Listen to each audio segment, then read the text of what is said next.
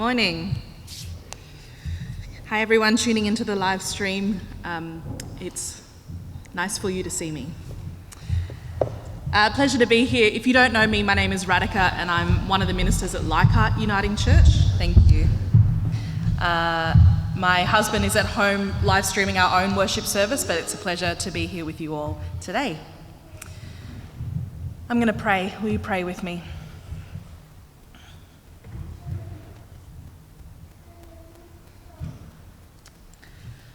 Open our eyes, Lord. Help us to see your face. Open our ears, Lord. Help us to hear. Open our hearts, Lord. Help us to love like you. We live within you. Rest now in us. Amen. One of the issues that has long plagued the church, and I dare say other religious institutions, is the way that many people manage to leave their faith here in the sanctuary when they leave the worship service. Sunday Christians, as they say.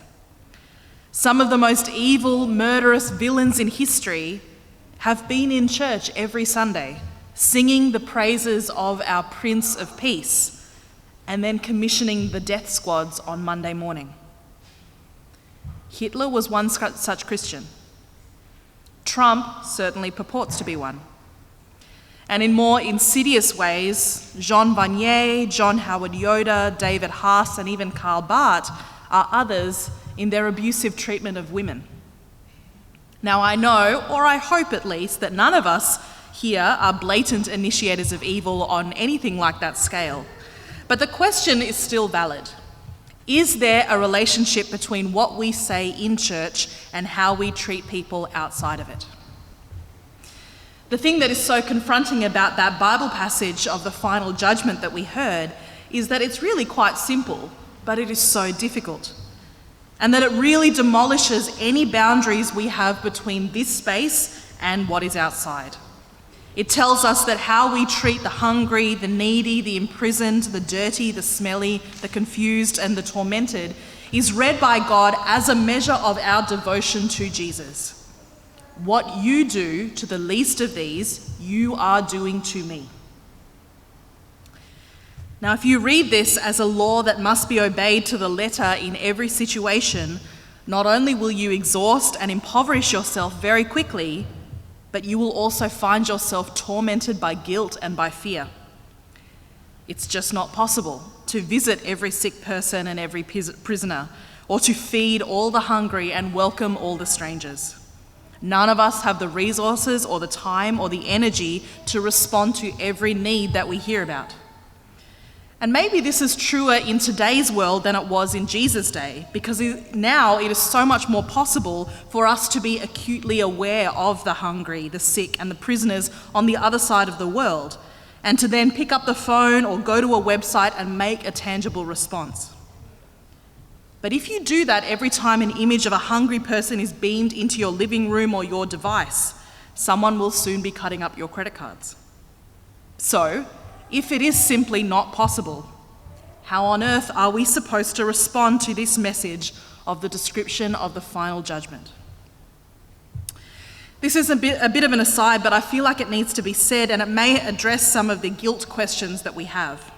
It is worth noting that at the beginning of the passage, Jesus says it is nations who are gathering for judgment. It is probably the case, and it is more realistic and legitimate to read this as a judgment of the nations of the world, rather than a judgment of individuals. When we ask how a nation cares for its sick, and how a nation cares for its prisoners, and even how a nation cares for the hungry that are not within its own nation, we are asking questions that very much need to be asked and which can be answered. See, nations do have the means to respond to whole people groups in a way that individuals cannot. But don't make the mistake of thinking that it means it is just governments who are being judged, because that's not the case. A nation is still the sum of its people. And at least in supposedly democratic countries like ours, the government is to a large extent a reflection of who we are, our people, our values, our opinions. And that is why I think the recent explosion of awareness around, say, Indigenous deaths in custody and the destruction of Indigenous sacred sites has been so confronting for us, because our elected leaders are looking the other way. It would also be a mistake to conclude that because it is about the nations, it is therefore not about us, because no one else will think it is about them then either. It will just be someone else attributed to something else that is attributed to the system or the powers that be, to nameless, faceless nobodies somewhere else. Nations will not change unless people change. And if we want people to change, then we'd better be prepared for the change to begin with us.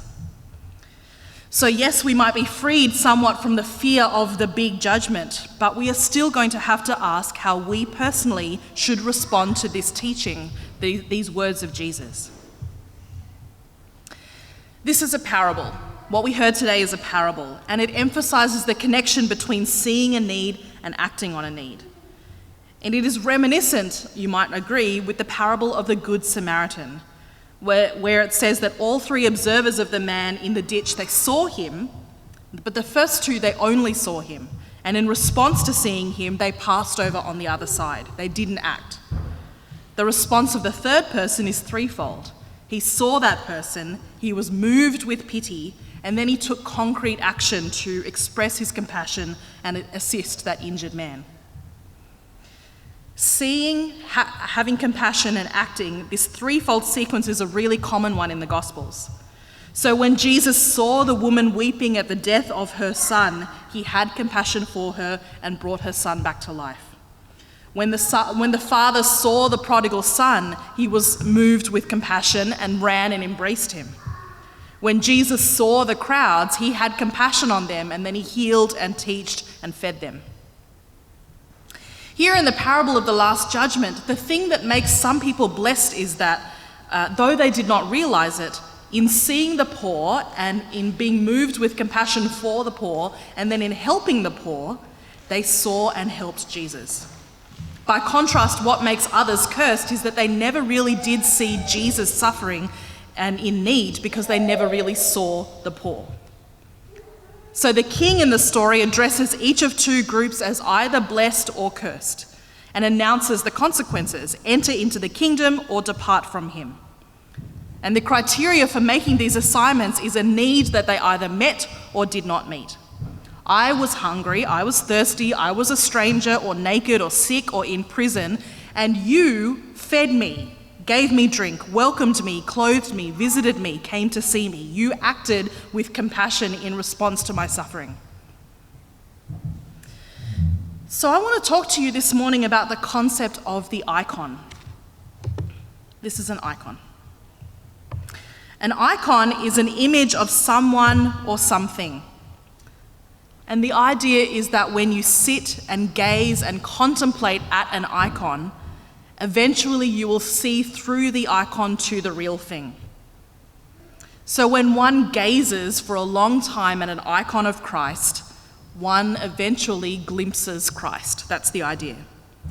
Icons, which are particularly prevalent in Catholic and Orthodox traditions, are treated with supreme reverence and respect because of their association with the one that they represent. And I think as Protestants, that's actually not a wholly foreign concept to us. If I walked into your house and took a photo of your grandmother and threw it on the ground and smashed it with my foot, you would be hurt and insulted because the image represents the person. So if I defiled the image, I would be defiling the memories of that person. It's in that same way that we revere holy icons.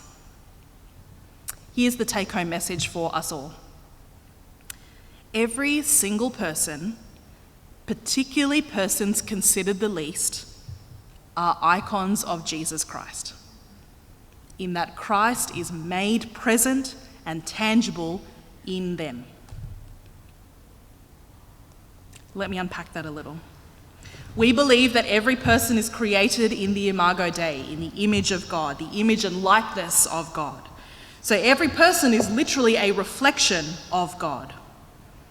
And Jesus is God with flesh on, God in human form, the second person of the Trinity, the Word made flesh, Emmanuel.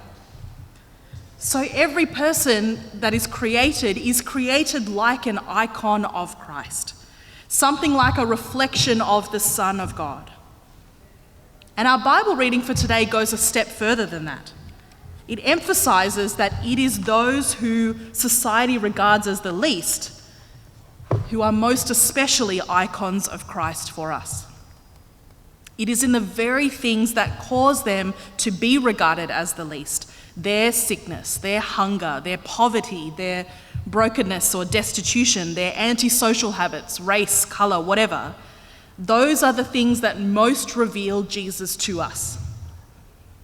The presence of Jesus in our world is found within the sick, within the hungry, the thirsty, the naked, the imprisoned. These people are not just the siblings of Jesus. Like Jesus is them. It's not that Jesus is one of them, Jesus is them. Jesus is the hungry and the sick and the naked. And I say that because Jesus really was all those things, or at least he became all of those things in his great act of redemption. Jesus was tortured and starved and dehydrated and stripped and imprisoned himself in that great moment of redemption. Jesus is the hungry, thirsty, naked, tortured, imprisoned one. We say it and we sing it all the time that Jesus identified himself with the sin and brokenness of the world on the cross and took upon himself all our wounds. But what I want to offer is a much more difficult and unavoidable next step: to see in the brokenness and the wretchedness of others in our world today the image of God on the cross. Everyone is an icon of Christ. Everyone, therefore, must be treated as Christ should be treated. We all will be judged by the extent to which we all see, have compassion, and act in response to Jesus' sufferings in the world. This parable is not about figuring out whether we are sheep or we are goats, or worse, if the person next to us is a sheep or a goat. Think about the parable of the rich man and the tax collector. The moment we say, thank God we are not like the rich man, we become the rich man. We fall into the exact same sin the rich man commits, thinking ourselves higher or more holy than anybody else. This parable is more about evaluating our own actions and taking steps right now, today, to better them. What does this actually mean practically?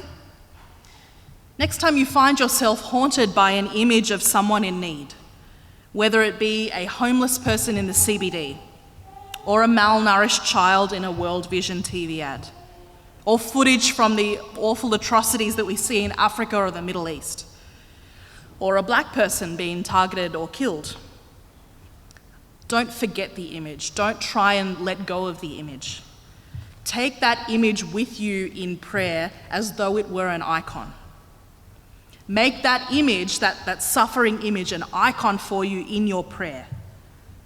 And spend some time gazing meditatively at it, asking Jesus to show you how Jesus exists in that person or in that story, how that person reveals more of who Jesus is.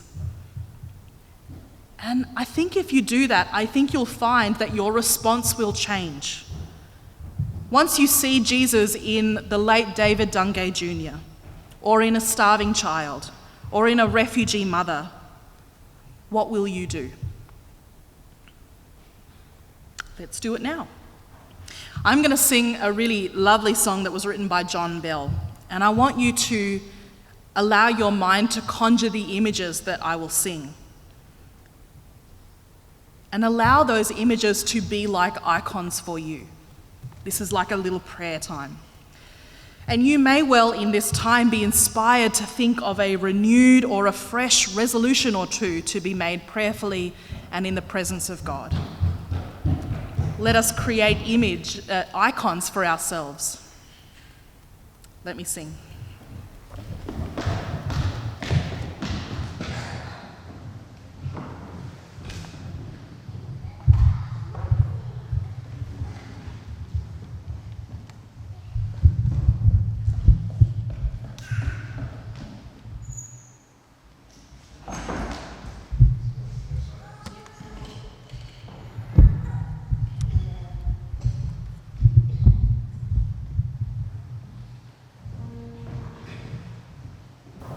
Christ is the world in which we move.